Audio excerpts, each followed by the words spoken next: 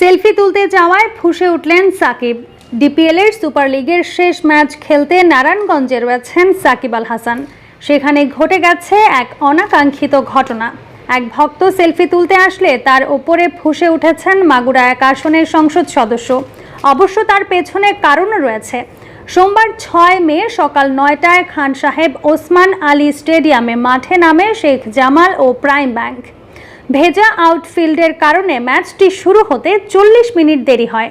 Match শুরুর আগে শেখ জামালের কোচ সোহেল ইসলাম ও প্রাইম কোচ মোহাম্মদ সালাউদ্দিনের সঙ্গে কথা বলছিলেন সাকিব।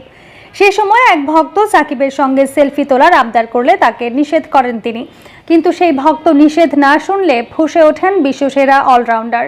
জোর করে ছবি তুলতে আসলে সাকিব তার হাতের ফোন কেড়ে নিতে চান, আরেক হাত দিয়ে ঘাড়ে চেপে ধরেন। মুহূর্তের মধ্যে ঘটে যাওয়া এমন ঘটনায় কিছু বুঝে উঠতে পারছিলেন না ওই ভক্ত। পরে সেলফি না তুলেই তিনি চলে যান। সে সময় সাকিব আবার 2 কোচের সঙ্গে আলাপে অংশ নেন। এদিকে ভক্তদের ওপর এভাবে ফুঁসে ওঠার ঘটনায় প্রথম ঘটালেন না সাকিব।